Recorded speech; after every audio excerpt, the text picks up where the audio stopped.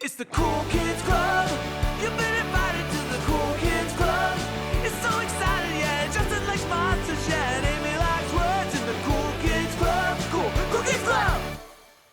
Hey everyone, and welcome back to the Cool Kids Club podcast. This is episode number 109. I am one of your hosts and one of America's favorite siblings, Justin. And I am your other host and America's other favorite sibling. Maybe more favorite, but we won't ask them to choose. Fighting words to start out the show. That's Don't make me get our guest in on this discussion. Okay, yeah, they're gonna team up and bully me almost immediately. Yeah, you better just watch it. I would watch your back. No, is that right? You know, we're actually, I don't know if you can tell, I don't know if the audio is any different at all, but Justin and I are in the same place again. Yes, I could just reach over and smack you in the mouth if I wanted to. Yep. Unlike our guest, who is not here with us. Not here. You know what? I wouldn't smack him anyway, even if I could. This is a man I would not pick a fight with because I would lose that fight. Yeah. Our good friend Casey is back. Welcome, Casey. Thank you. That's Casey, the strongest guest in the world. Right. Casey in space. And I was thinking about Casey in space earlier today. That was his aim. That's right. Name. Casey in space. Like and then we joked about because that one time we were in the car and you got pulled over on the highway and you were so zoned out. Ryan and I were asleep and you were so zoned out. The cop just turned his lights on. He didn't turn the sirens on, and Casey just kept going until the cop finally turned the sirens on. Sober, just zoned out. I was listening to that he was spaced Murder out by Death CD I'd bought from the show. That was when we went to Atlanta for that concert. We were coming back and Casey's like starting a high-speed car chase on the freeway. This kid just comes zoning out. Man, it's a Casey in space. Casey, welcome back to the show, buddy. This is like the only time we ever get to hang out anymore. It's just good to see your face on my screen. Yeah, we need to get some Xbox games again on this summer. When are we gonna do? Can we? I know it's kind of outside of the time period that we normally do, but can Casey and I do like a bonus Left 4 Dead 2 episode? Sure. Because we could talk a lot about. If I'm ever just like unavailable, y'all can just do your own thing. Take over the podcast. But we're not here to talk Left 4 Dead, despite as much as I would enjoy that. Casey, what have you joined us to talk about today? This was actually your suggestion, and it was a wonderful suggestion, and I'm so glad you made it. I've literally been bugging you to do this episode for years now. Yes, you have. And it's finally 109 episodes actually to get to this. This is a big one too. Yeah. So back when you started, Nickelodeon has been a big topic throughout the years. Yeah. And so the big three shows for me, Are You Afraid of the Dark, which thank you for having me on for that one. That's right. And you were. Yeah. And then Rocco's Modern Life. I think you've done an episode with April. Is that correct? Way back. We talked about Nicktoons. We talked about Nicktoons, but Rocco is definitely. That was one of the ones we dedicated. We had we chose 4 or 5. Yeah. But honestly, I could do a whole episode on Rocco's Modern Life. I know that was a favorite of April's too. So, Rocco was a big one for me. And so the one that was left was The Adventures of Pete and Pete, which is up there and maybe my favorite out of those three all these years. Wow.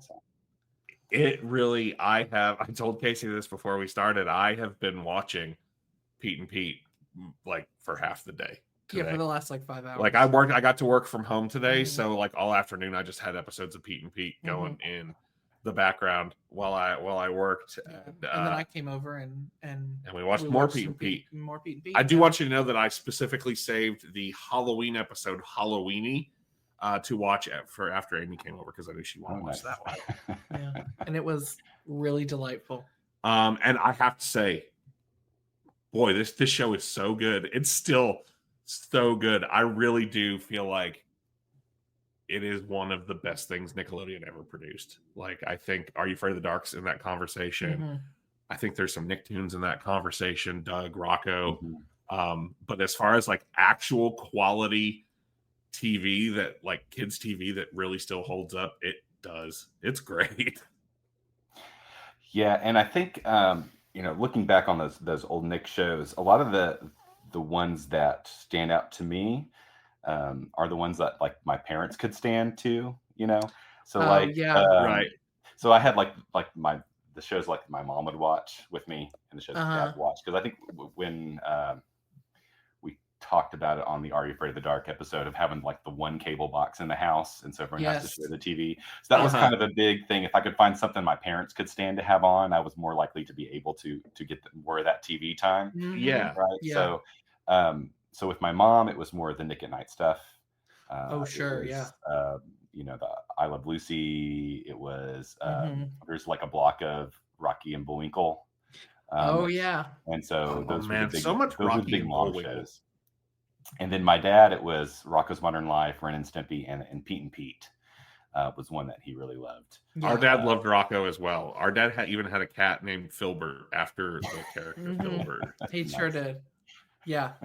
Also loved Ren and Stimpy. Also liked Pete and Pete. I feel like he liked Pete and Pete. I feel like Pete and Pete was just knowing you the way I have known you for years. I feel like Pete and Pete was probably really influential, not only in your taste in like television, but your taste in music. I think of the music, like honestly, the music of Pete and Pete's one of the first things I think of when I think of Pete and Pete, and that theme song, and also that music makes me think of Casey. Okay. I think it was kind of really subconscious. Like it planted the seed of like indie jangle rock that didn't really bloom until later. Because it wasn't until kind of I went back and looked as later in life, going back and looking at the show, like maybe in college or something, where I was like, oh yeah, this music, this is a lot of like what I listen to. Yeah. I mean, I was watching like the second episode earlier, and Michael Stipe shows up. Yeah. I mean, Iggy Pop is in many episodes. Yes. So it was one of those things weird looking back, and I was like, oh yeah, what came first, the Mr. Scrummy or the REM? Yeah. There you go. Now I do remember. So, I guess I don't remember that it started as shorts, but I remember there being shorts. I guess I didn't realize that was what came first, because there were didn't even start out as a show. It started out as these little like 2-minute shorts that Nickelodeon would show like in between other things. Yeah, so the show and then the shorts, they're about two brothers. There's Big Pete and Little Pete. And when you look at like the dates for the show, like they're like 3 years in the mid-90s, but they had been really doing it for years before that. So when you go back and look at these shorts, they're like really little. They really are. Yeah. Yeah, because the shorts started airing in '89. I read I remember there being the shorts, but I don't know if I realized they came first because I saw just so much of it. But yeah, like they are very, very young. And even in the first, so what they did was they had these shorts, and the shorts became popular, and then Nickelodeon produced basically 5 episodes and aired them as like specials, like regular. Yeah, I think they got like a pilot, like a one special, and then that was well received. I think they got a Cable Ace Award for it, and then they got a second level, and then they got 3 more, and then they got the green light for a season.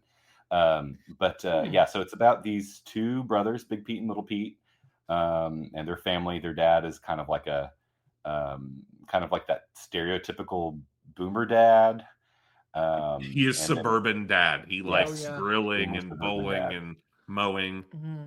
He's bald. He's got the ring, and metal detecting. Tries to be handy around the house, even though if he's not always super competent at it. Mm-hmm. Yes. But he's super lovable. He's kind of like he's like a more competent Homer Simpson. Yeah. Kind of, Yeah. And then there's Mom, whose defining characteristic is she's got a metal plate in her head. Which is how they met. That's right. Oh That's yeah, how because they he met. was metal detecting. That's And right. he was using the metal detector on the beach, and he found her Mhm. because the metal detector went crazy at the metal plate in her head. Yeah, that is like kind of her one defining. It's literally in the credits of the show. Yeah. There are two She likes- non-humans in the credits of the show, and her metal plate is one of them. And also, the credits of the show are not the actors; they're just like Pete, It's Mom. telling you the characters, not the actors. Yeah, Yeah. exactly. Go ahead, Casey. And then you have Little Pete's tattoo, Petunia. Yeah, that's the Mhm. other one. Mhm. Its own character. So she's Never like a woman in explained why in a this red like dress. 10-year-old has a tattoo. They do say in one of the shorts is no one knows how he got this tattoo. You know, I noticed there was an episode, the diving board episode. I can't remember. Well, there's a couple where they're at the pool, Yeah. but that he's got a big tattoo of a ship on his back too. That's also I'm Yes. pretty sure never ever addressed. I Really? think Yeah, we I just don't, saw. I it don't 2 remember minutes that, ago. Oh, but okay. there was the episode where they go to the in one of the specials, the Mr. Tasty, where they search for him. They go to the beach and beat up the ocean. Mhm. I Yeah. think you can see that tattoo on his back there too. So. Okay, yeah, God. and it's like half of his back. It's a Yeah. giant tattoo. And then there's Ellen, who is Pete's friend, who's a girl, but not his girlfriend. Except maybe sometimes. Like Mhm. So each maybe one. sometimes. Mhm. Yeah. Mhm. But There was yeah, always so a will they or won't they thing with Yeah. Pete and Ellen. Big and Pete, to Ellen. be clear. Big Pete. yeah, and so yeah, the shorts that they do, they're like just 1 or 2 minute things that are just time fillers, but they introduce kind of that world and kind of the weirdness that they inhabit, Mhm. and this it took me a few weeks of kind of like thinking to drill down like what makes this show kind of so different or unique or special. And so I kind of came up with kind of like this thesis. One of the things that it does really well Hell yeah. captures the epicness of childhood, where it's not just like Yeah. the game of freeze tag. It's like the most epic game of freeze tag ever. And it's not in their Mhm. imaginations. That's just how it really is. And so other shows that deal with that pull between like the kids' reality and the grown-ups' reality. So things like Mhm. Rugrats, where they're viewing things one Mhm. way because they're dumb babies and don't know any better. Or Doug, where he's just daydreaming. And so he imagines Mhm. how things should be or what he wants to be. Like the Mhm. reality is always normal reality, like what the grown-ups Right. perceive. That is the Mhm. way things are. It's not how they imagine or how they think it is. Right. But in Pete's world, how the kids see the world is actually how it really is. It's like the That's a grown-ups are really just good as much point. part of that. And so Yes. they can take things like the typical plots that you might have for a kid's show, like writing a school report or going on a road trip, crushes or summer vacations, and they kind of twist them in a way, and they can do different things with that because of the way that kids perceive the world, and that what if it really was that way, and they just kind of run That's with so that. cool. I love that because it does have a very surreal Yeah, very surreal. feel to it. Yeah. The whole thing. It feels kind of like a not a fever dream, but like something that is fueled by the imagination of a kid. And it almost makes you wonder, like, were all of the adult characters as like goofy? Oh yes, they are. Well, right. They the adults are well aware of Artie, the strongest man in the world. That is these kids' personal superhero who lives in the town, Mhm. and they are well aware that that's what he is, and his relationship to their kids, and he is a superhero. I'm just saying that if like you're, yeah, that's crazy. But if you're saying like this is from the perspective of the kids, like it almost makes you wonder, like, were all the adults really that goofy, or is it because we're seeing it through the eyes of the kids? No, there's literally a thing called the International Adult Conspiracy Okay. in the show that is like Yeah. like the evil conglomeration of adults where they plan their evil adult things, Oh, like okay. Yeah. making kids go to bed early or whatever. Okay. Yeah. Yeah. All right then. Yeah, no, Yeah, it is. They are very much in on the insanity. Okay. The adults Yeah. are. And I think that's another interesting theme of the show that a lot of kids shows, or some of them do touch on, especially like the more Gen X-ery shows, like again Rugrats. Like the adults are definitely flawed people, and they are just as weird. The only difference really between the kids and the adults is that they adhere to like things like responsibility and just that's the way things are, and they have those strict set of adult rules that they follow. But whereas like the kids like do their own kid thing, but yeah, that pull between the adult world and the kids world, and kind of Big Pete ends up oftentimes trying to figure out where he fits in those two things. Well, right. And I love that. Yeah, because that's really with Big Pete, especially because he's, pretty much in high school for the run of the series. So he's very much in kind of an in-between phase where he's like we watched the Halloween episode a little while ago, and sort of his storyline in that is he feels like he's like, I hate Halloween now. And it's like, I don't really hate Halloween, but I'm too old for it. So I have He doesn't want to end up like the weird kid who got caught trick-or-treating and now that's his whole exactly. Like he wants to be the normal teenager who smashes things and vandalizes stuff on Halloween. But that isn't really who he is. Yeah, so there is that pull of him of like him kind of leaving childhood and the difficulties of leaving childhood and getting older. And you see it in his relationship with Ellen too, where it's like, eventually this boy and a girl who were just friends for a long time, eventually the issue of is this going to be a romantic thing comes up. Right. So I wanted, before we get too far into it, talk a little bit more about like the beginning and history of the show.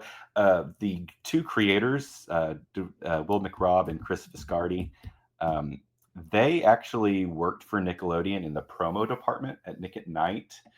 And I don't know if it's, they've ever said it or confirmed it, or I couldn't find it with an easy like cursory research, Google it. But do you remember the promos from Nick at Night called How to Be Swell? Let me tell you, I do, and I remember them. I haven't thought about them in 35 years.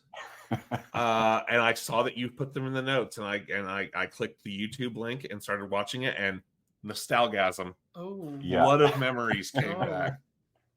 So we'll do a little splicey one of those, maybe like right here. How to Be Swell. Yeah, so definitely it's got the same energy as Pete and Pete, where it's kind of they use the language and imagery of boomer suburban life, but then lampoon it. So what it is, if you don't remember, they take 50s films, informational shorts, almost like you would see on a Mystery Science Theater kind of thing. But they recut them and redub them. So there's one where it's got to be some kind of duck and cover kind of thing, where it's got the family, they're rushing home, they're like closing the curtains and they go in the basement. Yeah. And it's recut, so it's how to avoid unwanted relatives. So when your relatives that you don't want to visit come over, it's like how to hide from them. Oh, that's funny. There's another one that's like where hot dogs come from. So it's like how hot dogs are made, and the guy goes capitalism, and it talks about how and because you can eat amazing hot dogs. You just don't make them like that anymore. I'll tell you what, like, big MTV energy. Very like, subversive. Well, and I know they were both owned by Viacom, Nickelodeon, and MTV. So I mean, but stuff like that. Yes, and to make that connection, the person that they got to direct the shorts and the early specials was Catherine Diekman. Okay, and she was a music video director. She directed that makes a lot of sense. The Stand and Shiny Happy People music videos for REM, and so that was the connection that got them Michael Stipe in that early special. Would you say that Nickelodeon is to MTV what like Disney Channel is to VH1? It seemed like similar. You know what I mean? Like Nickelodeon is always like the edgier one. It was definitely the edgier one. Yeah, it was like willing to. I mean, Disney Channel is like all. Disney Channel is much more. I mean, unless you're talking VH1 you wouldn't behind see the that music. much slime on Disney Channel.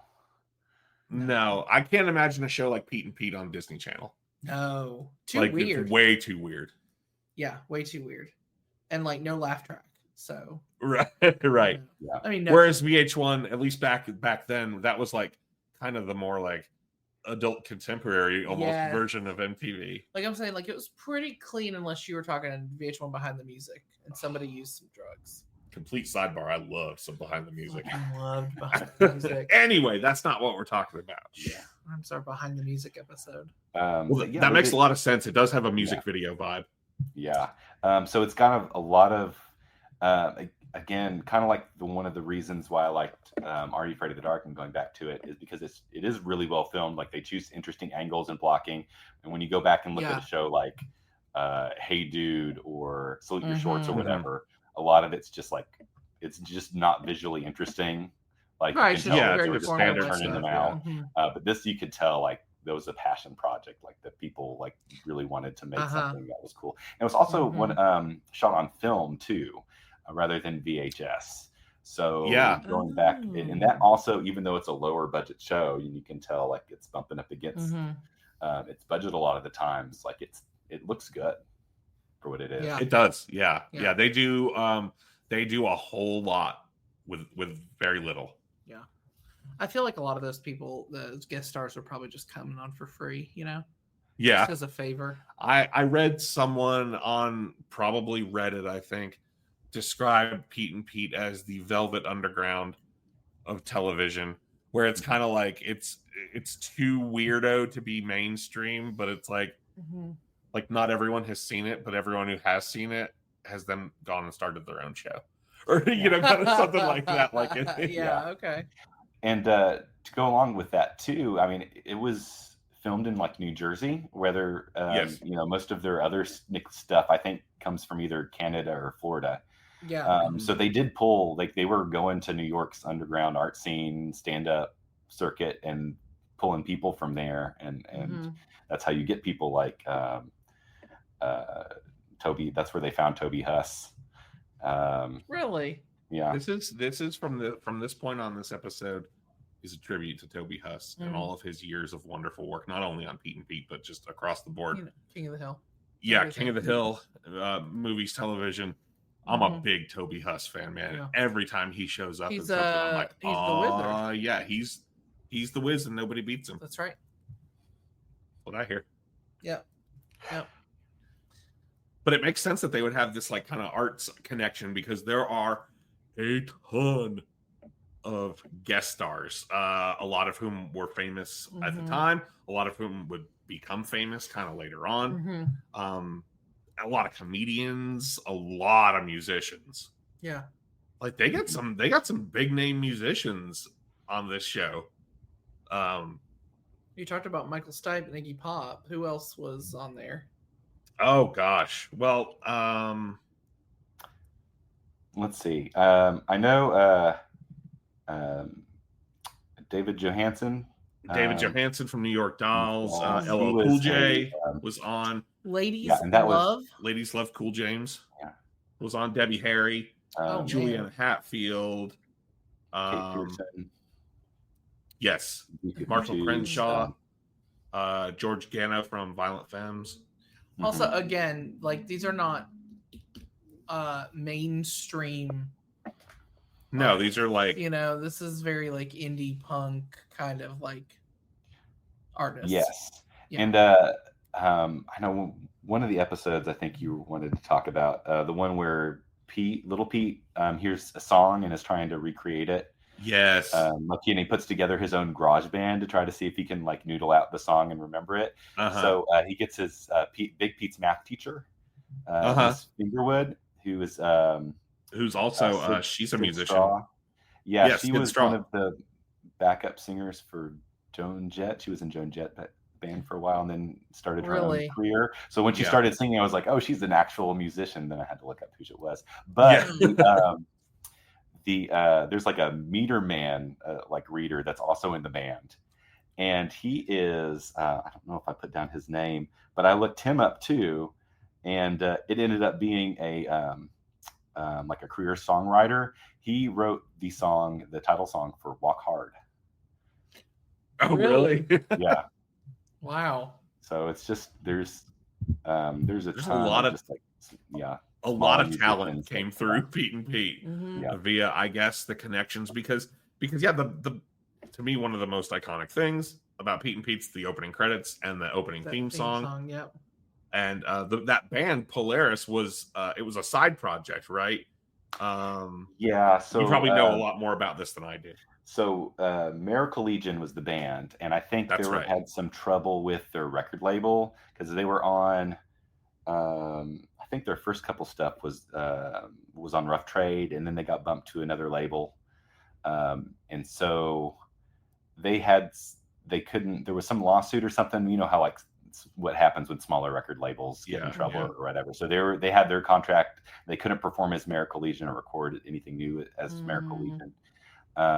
And so that they were just kind of sitting around, and so that they came up with the name to an alter egos to become this band Polaris. When That's funny. I think it was Will McRobb was the one, and he kind of credits a song off their first EP called "The Backyard" as being one of the main inspirations for the show. Wow. The song is about kind of just being a kid in your backyard and how awesome that is. And so that's kind of like what he wanted to kind of do a show that was kind of about that. But yeah, they said that they asked for 4 songs a season, and they kind of just gave him creative leeway and just some basic directions, like we need kind of a bittersweet one and an upbeat one. And so by the time the 3 seasons ended, they had 12 songs, which they kind of put together as an album. You can get that soundtrack now on streaming or really CD record. Oh, that's cool. Yeah, and it's, do you know any of the words for Hey Sandy? Because I don't. I do. I do. I actually have my copy here. Oh my God! Okay. And you could tell the line that everyone always wonders about. I can't read that there. So I just say it's like yeah. So you can. So it's actually blurred out on the lyric sheet, so to kind of keep it vague. Oh, really? But what the song is about, and again, they would sneak stuff in, and Nickelodeon would approve it anyway. But the song is actually about the Kent State shooting. So Sandy of the title is like one of the people that died. Is that this is the theme song of the show? Yes. Yeah, it's Hey Sandy. And so it's from the perspective of the guy that was walking with her to her next class when she got shot. That's dark. God. They're like, let's put this on a children's. Yeah, I mean, you get away with stuff like that, man. And then another big one is Waiting for October. Yeah, that's a good one. And that one is about the ramblings of a schizophrenic guy in Central Park and talking about the end of the world. Okay. It's a cheerful subject. Very upbeat. Very upbeat. I mean, this is an upbeat show, so the music should match. But I mean, there's just a lot of good music featured in the show, even if it was from bands that weren't even on the show. Like I was watching one episode, and the ending credits was like a Magnetic Field song, and it was just there's a lot Apples of and Stereo was on Luscious Jackson, very early 90s.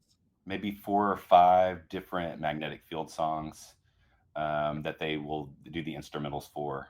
And that's a band I listen to a lot now. So going back and watching those, like, oh, I know that song.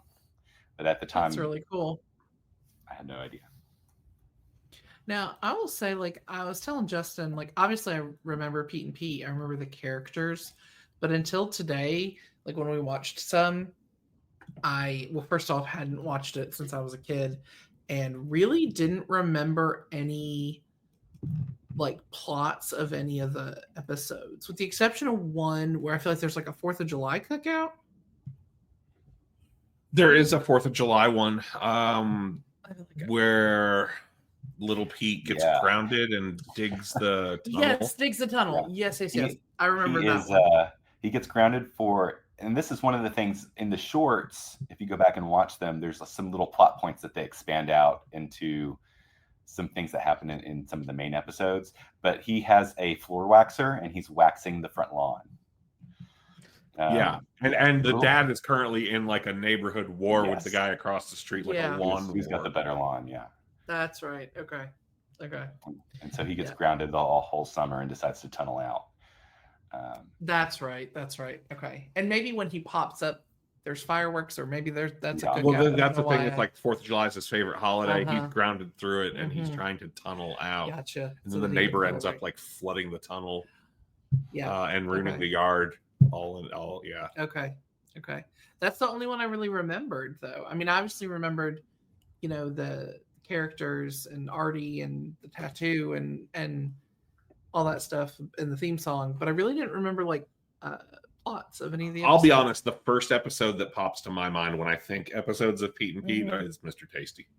Mm-hmm. That's Okay. one of mine too. So yeah, you want to tell us about Mr. Tasty? Well, the name of the episode is what we did on our summer vacation. Mister Mhm. Tasty is like a mysterious ice cream man Mm-hmm. who I don't know. The It's big just head, like the big big. ice It's a cream cone, it's a parody of Mr. Softy. yeah. Yeah. So I was watching this episode earlier, and it's just Pete and Pete does such a good job of capturing how certain things feel in childhood. And watching this episode, I was like, this is so perfectly the end of summer. Like when yeah. summer's coming to an end, school is right around the corner, Mhm. like it's done, like a new school year is starting, the fun is over. Yeah. And that's kind of the whole plot of it is the Pete and Ellen, they want to know the identity of Mr. Tasty. Uh-huh. Mm-hmm. And that causes him to kind of freak out and leave, and then they spend the whole summer like hunting, like tracking him down, hunting him for sport. hunting him for Ellen sport. works in a 1-hour photo booth in the middle of a mall parking lot. That's right. Yeah. Yes. And so Mr. Tasty is sending his vacation photos to be developed. This is the one we were. And just so she's watching. looking, opening him up and looking for clues to kind of track his whereabouts. Mm. And then preemptively sending flyers. Have you seen Mr. Tasty into the towns where she think he might go next? That's hilarious. So yeah, it ends up he eventually comes back, and I think they track him down and convince him to come back. And I think he comes back to pick up his photos. That's and right. So the whole thing is they want to be friends with him. But then again, kind of like that pull of the kids' world versus the adult world, and the adults have to follow these arbitrary rules of just what it means to be an adult. So part of Mr. Tasty's identity is he's just the ice cream man, and that's a theme throughout the whole show, is that adults are their jobs. So just like when you are a kid and you think your teacher is your teacher, and like you freak out when you see him like at Walmart or something. Yeah. You're like Inspector 34, the underwear inspector. Yes. So they always have their, the crossing guard is just the crossing guard, and he's there 24 hours a day being the crossing guard. that is his life. Is so the crossing Benedict, guard. the bus driver, he's just his bus. That is his whole identity. And He's Mr. just Tasty's always whole driving identity, the bus around town. Yes, he's the ice cream man, and he can't. And he goes away when summer ends because he has to go away when summer ends. So that's just it. Take your blue tornado. That's the best I can do, kids. Yeah, he's like Frosty the Snowman, but he'll be back again someday. But and so his one concession at the end was he says that waxing the Tasty-mobile is a one-man job, and he lets them clean up this truck as a project together at the end of the summer. That's his concession. That does sound bad saying that. Yeah. It does. Well, there is a lot of like weird, like even the ones we were watching, I'm of course watching it through like an adult lens of being like, these adults should not be alone hanging out with these children. Why are they so interested? You know what I mean? Like, obviously, this is an off-kilter world. I know that. Yeah. And when you got Artie, like the adults do think Artie's a weirdo, and they do try to drive him out of town. That's a 2-part special. That is true. They do. I watched that earlier, and it was really, really good. And the end, that's Artie leaves the show. Yeah. Like he's gone after that. Sweet episode. Yeah. It is. It's very sad. I'm watching it at the last scene where he leaves little Pete. And I'm like, Jesus, this is a lot. Crying at I'm Pete. fucking Artie, Times are man. tough. He doesn't need a superhero anymore. He learned to stand up for himself. Yeah. Oh. You know who one of my favorite guest stars was? A kind of pre-fame Steve Buscemi plays Ellen's dad, Mr. Hickle. Mr. Hickle, who is the Really? guidance counselor at the high school. Okay. Yeah, I watched an episode X equals Y. Yeah. I watched that one earlier where Ellen asks the math teacher that we referenced earlier, Miss Fingerwood. Amy loves that name. That name. Why they have to learn math, and it like basically snowballs into an existential crisis for her. And she quits. Yes. And then they have to get substitutes. And so she does that to every single substitute, and they all just freeze and run out. And so you get these great scenes in the teacher workroom, and Janine Garofalo is one of the teachers there too. Okay. And they're like, "Oh, we're just going to send in this substitute. She'll take care." They're drawing the it's like a lottery ball thing, like where it's like sucking up a lottery ball. Yeah. And it's like that's how they're picking the substitute teachers to go in there and God. have Ellen send them down an existential rabbit hole. Destroy the ego of every adult. Yeah. What if this And eventually, like they have to send in her dad, Steve Buscemi, in. Yeah. Don't worry, Steve Buscemi will fix all this. He always does. The episode I always think of him is the one where he is racing Pete's dad in the station wagon. Yes, but he has a little toy model car instead, and so it's like this station wagon versus like this RC car.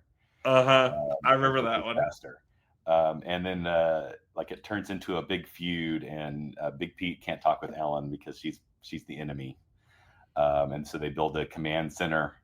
It's a real Romeo and Juliet, Montagues and Capulet type of thing. Two houses. That's a really good episode. That's so funny. Oh gosh. The 35 Hours, that's another one that I remember watching where they sell the house. It's like the kids I think it's the parents leave. Yes, they go on vacation. It's like, don't sell the house while we're gone. Yeah, and then Little Pete does sell the house because he gets mad at Big Pete. Because Big Pete's like, isn't it like, actually, I want to have a girl over or something like that? I want to go swim with this girl that I have. Yeah. And that's a weird thing in that third season. Was Big Pete becomes like a really big horn dog, and it becomes kind of a running gag that he has a crush on a different girl, like pretty much every episode in that third season. Go? She's there and she's giving him the side eye. We were watching some season 2 and they were kissing. Well, they have a few moments. Okay. But then there's like a will they won't they thing with them. Okay. But it never really goes beyond. They go out on a date and it doesn't go well. Yeah. And they share a kiss and that's about as far as it ever goes, I think. Okay. Yeah. But yeah, the 35 hours where they sell the house, like again, they're supposed to have this epic bike race.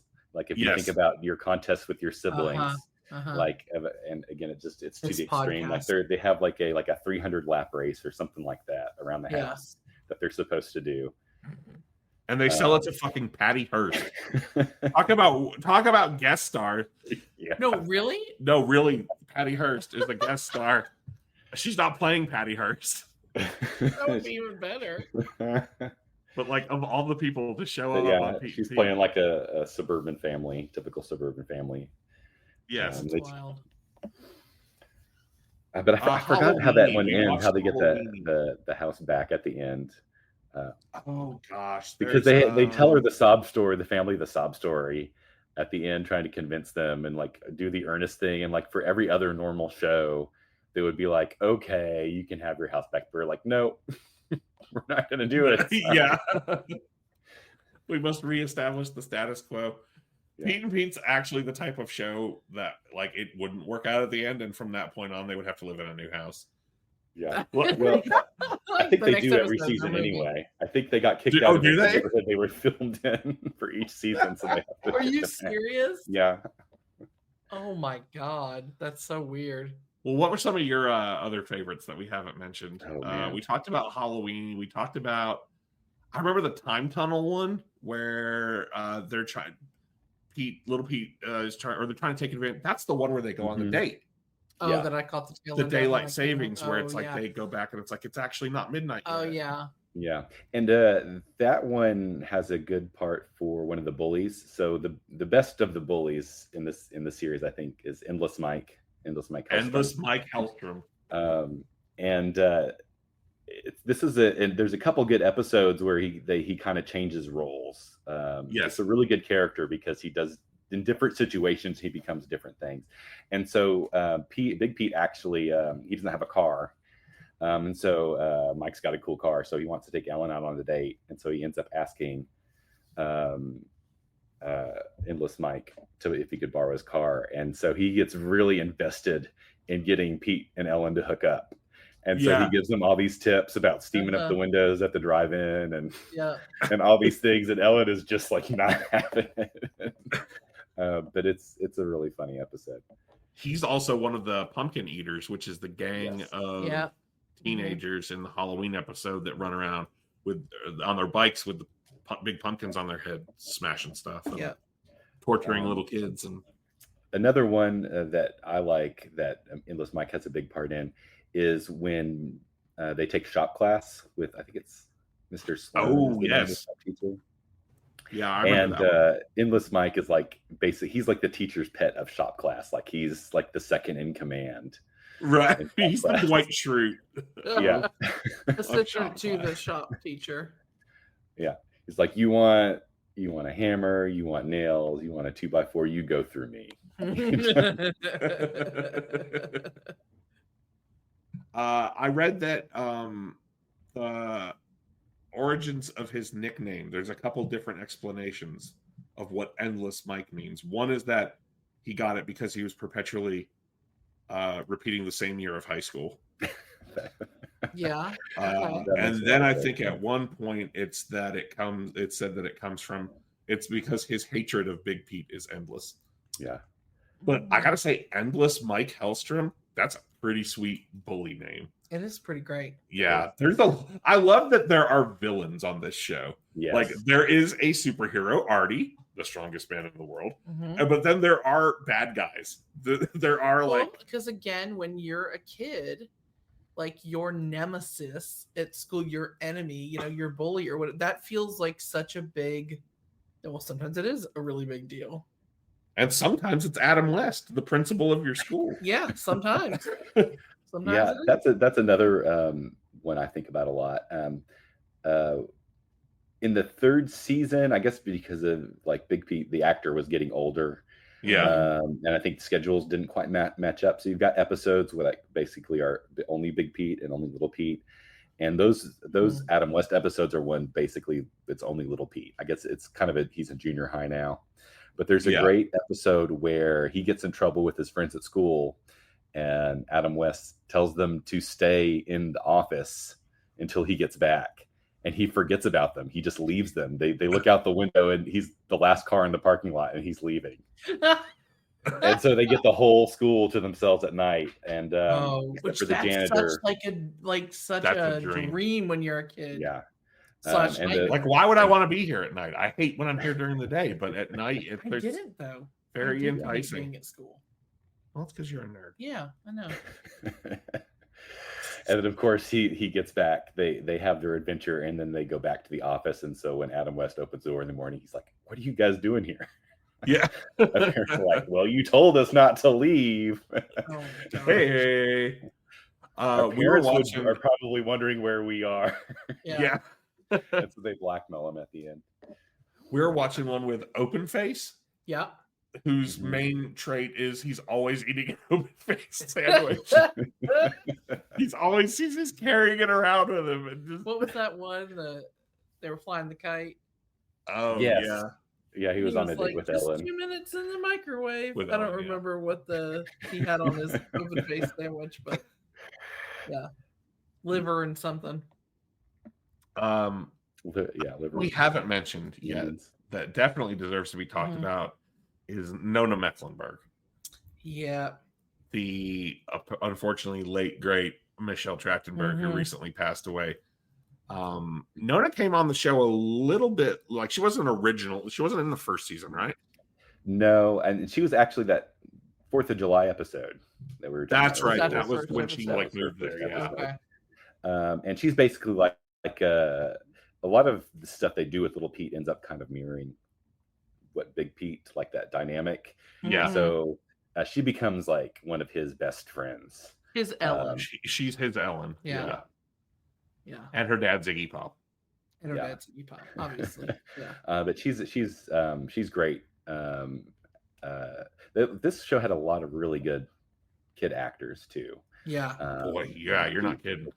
But she's really good in the show, and you can kind of see that she's got a career ahead of her in this one. She's a really fun kind of hippy dippy This free was spirit pre character. Harriet the Spy too. Yeah. Oh, she yeah. was younger. Yeah. Yeah. This is the first time I remember seeing. This is the first thing I remember seeing her in. Yeah, was for Big sure. Pete. Yeah. Oh gosh. What else, Casey? What are some of your other favorite episodes? Characters we haven't mentioned yet. We haven't really talked about Artie a lot. I mean, we've mentioned Artie him, but we haven't is, done a deep dive on Artie. Maybe the most interesting character on the show. Yeah, Artie is, as we said, the kid's personal superheroes, and outside of the shorts later in the series, it becomes Little Pete's that kind of crew's superhero. Mhm. But he has really vague superpowers. His uniform, the only thing he ever wears is like these like tight red spandex pants and a red blue horizontal striped shirt that's about 2 sizes too small for him. And then he just runs around and Almost a flexes. bit of a Where's Waldo. A little bit. The thick black glasses. Yeah, Uh-huh. it is a Where's Waldo type of look. And he's always And he flexing and he's doing that. Yeah, You know? and he Stand on one will. foot. He likes wrestling things a lot, like hoses and bowling balls, sentient bowling Uh-huh. balls. He Mhm. can pick up and move your house a few centimeters. An inch. That would Yeah. be Yeah. really well, just an inch. Oh. Yeah, no, not long distances. But yeah, You do enough time, anytime though. like the kids have a problem that's a physical threat, he's there. I think when we were talking about the paper cut episode earlier, like Yes. he uses these origami things as throwing stars, and they will cut you. But then yes. Artie will catch them with his mouth and eat them. Yeah. To Yeah. render them useless. God. So he's just a big weirdo. And I like that all of it, like he's always claiming or demonstrating all kinds of weird superpowers, but they all do appear to be legitimate. Yes. Like he always delivers. Like he That's doesn't say he true. can do anything and then he can't do it. That's very true. You know, so he really So if he he really he's is a the strongest superhero. man in the world, I'm inclined to believe him. I believe it. Mhm. Yeah. Yeah.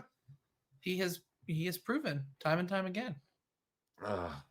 Artie. I know. Old Toby Huss. Boy, I remember the kind of weirdness of becoming an adult and seeing him in other things and being like, is that is fucking that Artie? fucking Artie from Yeah. Pete and Pete? Like, God. he doesn't just live in that world. I just assumed he manifested I into just that was- world and he yeah. wasn't a real person. Yeah. Like, Yeah. how could Artie be a real person? Well, because really, I hadn't seen the other actors in pretty much it, with the exception of Michelle Trachtenberg. Mhm. And he's just such a character that I was just like, oh, I really hadn't made that connection. He's a whole ass actor. There's a real Yeah. person. He, a just, real he, person. he plays things other than just complete weirdos. Yeah, absolutely. Oh man. Well, Casey, anything else you want to add, buddy? Yeah, I did want to bring up another one of my favorite episodes, and this is not one that I thought about much back then, but then rewatching, I really enjoyed it, and it's a season 3 episode where Pete wants a Letterman's jacket. And so he joins the wrestling team, and there's nobody else in his weight class, I think. So he thinks he's just kind of coast to this jacket. Is this Big Pete or Little Pete? Big Pete. Uh-huh. Yeah. And Little Pete's not in this one at all. But then he gets in a fight with Endless Mike, and the wrestling team backs him up. And so what happens is Endless Mike transfers school and joins the wrestling team, and is going to be the same weight class as Big Pete, That's so that they next level can revenge. fight. Yes. And so there's And this really transfer great schools. there's this really great montage of Pete trying to get out of a weight class so that Endless Mike and so like he'll be like eating something and it's like just like this really tiny piece of chicken, and then you cuts over to Endless Mike and he's like cutting a pea in half. And then like, one way in, like like he just removed his kidney. It shows Pete's removed kidney. And then at the final weigh-in, like he just matches out of the class by like a couple ounces, and he's like, wait, and he gets pliers and then pulls out his molar just right in front of him.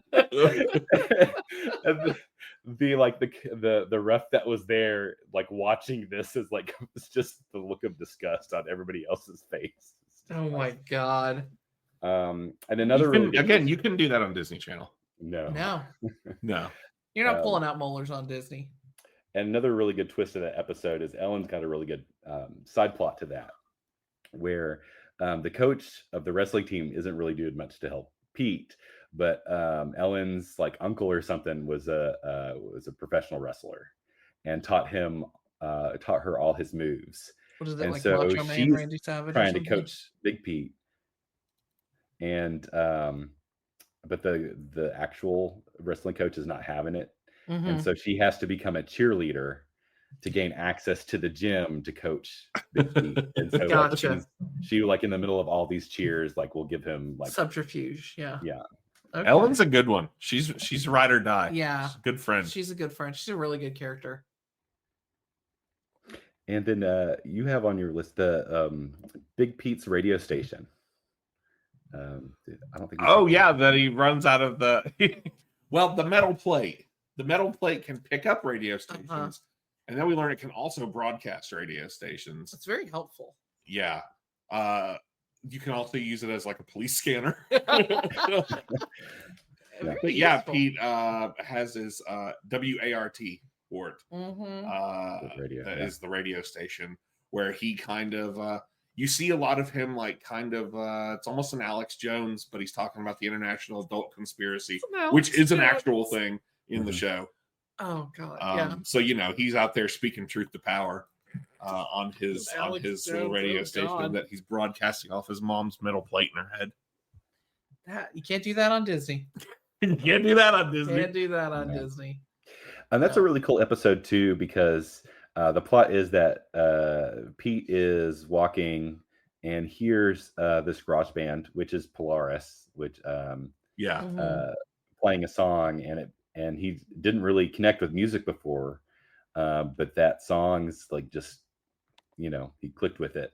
So that's a really cool kind of thing you don't get much on a lot of kid shows. I think is like that again music connection, which was a big part of the show. That's like when Robert first listened to Dave Matthews Band. Yes, it was like a light bulb went off when he did that. When he said that story about like getting under the table and dreaming and looking into it and being like, "This is the thing. Oh my god, this is going to be big for me for the rest of my life."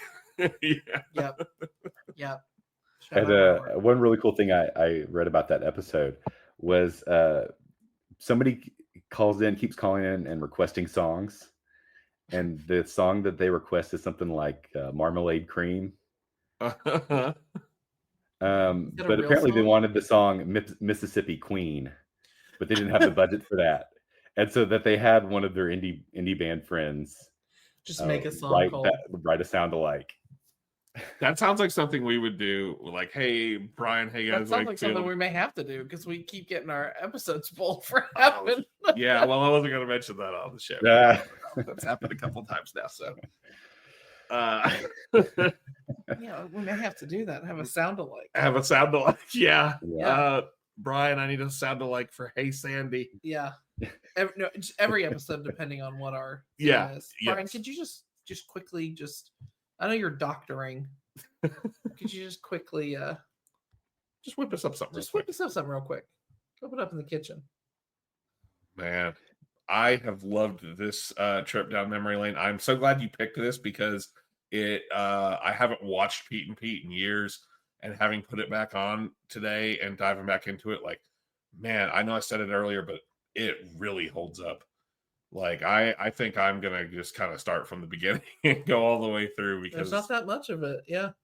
yeah, well, and that's the thing, is it's all on YouTube. So the first 2 seasons got DVD releases in the aughts, Okay. but then the 3rd season never got a release. Oh shit. It's never had an official release. Yeah. And they've said that they pressed the discs, they did the artwork and the packaging, and then it just sitting in never a They're warehouse just sitting somewhere. They're buried underground like the ET game. And they're buried in that mass grave in the desert. God damn it. Yeah. next to those Atari cartridges. Yeah. Yeah. Yeah. Well, these are never going to go out. And they've said that they've never really gotten a straight answer of why, which is interesting. They said That's that so weird.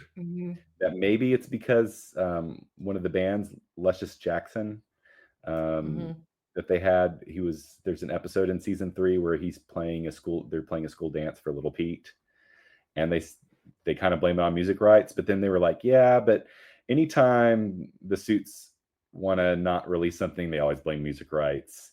And then they said, oh, well, have you tried contacting the band? No. So they still don't really This know is if exactly that's what's happening to us. Yeah.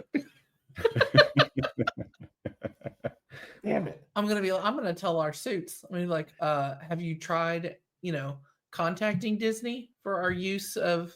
We need to have April sing all of the songs. Oh, and that's the solution. it's gonna be like Taylor Swift, where she re-recorded everything. So we're gonna have to recut all of our We're episodes. Yeah, but with April singing all the songs, April's version. Right. April's version. Yeah. There you go. That's it. No, that'll take some time, but that's a good idea. Really worth it. That is something. Yeah. Well, I just want to end. This is, I think, if you didn't grow up with the show, it's still a kid's show. Yeah. So I don't, if you're not in the mood for a kid's show, it might not be your jam. But it, like Justin said, I think it really does hold up. I think it's worth watching. There are a ton of great episodes that, I could just sit here and talk for another hour, probably about great moments and things like that. But I think one of the reasons why it remains so kind of beloved with certain groups of people is, like, everybody's weird in the show. Like, everybody has kind of a thing. The good guys, the bad guys, and the adults are all just as weird. Even the people that try to be normal and perfect have their own brand of weirdness, and that it's okay. Like, it's okay to be weird and different, and because everybody is. Everybody's weird. That's the message we try to get across. Yeah. Here. Just Stay weird. be weird. It's okay. Yeah, be weird. That's the best thing about growing up, or like getting to adulthood, is caring so much less if people think you're like, yeah, I am weird. You own your weirdness. Well, that's the geezer's paradox, because the only way to truly be cool is not care about if you're cool or not. That's right. Yeah. But in order to do that, you have to get old. So you're not cool. You're automatically not cool. Yeah. That's like, there would be a rare student who was just, or like, somebody in your grade who was just, they just oozed cool. And it was because they didn't care. They figured it out. Yeah. They figured out a loophole. The rest of us had a lot of people act like they don't care, but they care. That was me. That's true. Yeah. Anyway, Casey, thank you so much.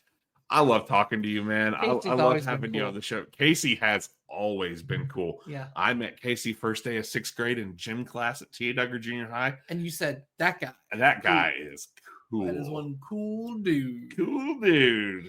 You want to go shoot some b-ball? Do you want to play Left 4 Dead when it comes out in 20 years? Yeah. Yeah.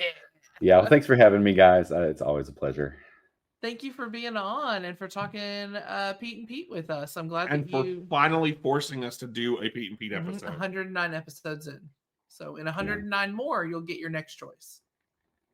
Oh, and before we end, I do want to say the T.A. Duggar.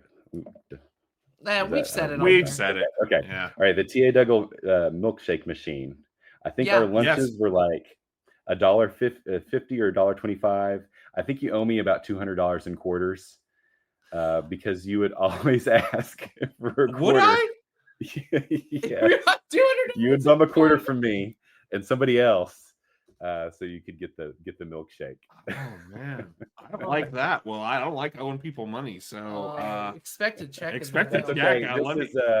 This is my fee for being on your podcast anytime. So oh, okay. Well, this is all. And I hope you enjoyed your last episode. Because my debt is fulfilled. Send me an invoice. I don't like owing people money. Do a Venmo request. Yeah, I'll pay for it. that. Yeah. I just listened to that episode last week. Brought back the memories of the milkshake machine. You were like, wait a minute, that bitch owes me $200 milkshake money. Good. And then if we had some change lying around, I remember us playing quarters too around. Oh yeah, we put a lot of quarters. I have a few scars on my knuckles still. Yep. Oh, my old arthritic hands can't do it now. All right, Amy, hit us with some plugs, and then we'll get out of here. All right. Well, if you enjoyed this episode, you can find 108 more wonderful episodes of Cool Kids Club podcast. They're okay. They're all right. They're better than others. Wherever you found this one, Spotify, Apple Podcasts, etc. You can also find us on Instagram, Blue Sky, and Threads under Cool Kids Club Pod. If you want to follow Justin or I individually on Instagram, you can follow him at Lousy with Ghosts or myself at Amy with 4 H's. You can also find us on Facebook if you just search for Cool Kids Club Podcast. We also have YouTube. We put all the audios of everything on YouTube, and we have had one video episode. Yeah, so far. So there's a video episode up. Right? And Casey's on that one too. Oh no, there's 2. We had our 100th, and we did the mini episode, the bonus episode. 2 video episodes. Oh god. Well, now we can never make another one because we can't do the 2 joke. We'll find 2 of something else. Don't worry. Okay. Casey, you want to plug anything? 2 Pete's. 2 Pete? Oh my god, a Pete and a Pete? How did we not do that until just that? Should have been the first thing we said. There's 2 Pete's? Jesus. We're slacking. Man, We're get it fucking together, up. cool kids. Jesus Christ. Somebody else is gonna take our throne, America's favorite siblings. I'll die on this podcast. Probably will. Closer than you think. All right. Well, Casey, do you have anything you want to plug? I'm not really a social media guy. No. No, right. no. I think I try to keep a low profile these days. You want to do our? I'm gonna say watch them. Mm-hmm. You want to do our shout out to Brian Higgins Wakefield? You want to do our plug for Brian? I think you just did it. Well, BrianWakefieldMusic.com. I was gonna say BrianWakefieldMusic.com. I think we should end with whatever final words Casey has. Beginning of the summer, so I want everybody to go out, see if you can find an ocean, fight the waves, fight the ocean. Get a if you can find some place that sells Orange Lazarus, try one of those. Yeah, but be careful. Get a tattoo of a woman in a red dress on your forearm that you can make dance when you flex. Find your local ice cream man, hunt him for sport. show some appreciation, but don't try to dig too much in their personal life. No, just appreciate what they do for you. But do dig a tunnel to see the fireworks on the 4th of July. On the 4th of July. There you go. A lot of... Maybe take a road trip to the Hoover Dam. Yeah, King of the Road. That was another good episode we didn't even talk about. I just saw the Hoover Dam last year. It's impressive. Damn. A marvel of engineering. Yep. There you go. All right. Well, Casey, thank you so much for being on here with us. And Justin, you got anything you want to tell the listeners? Just stay cool. And weird. Weird? And cool. You look at I can sell a shin bed. Or have you picked your top?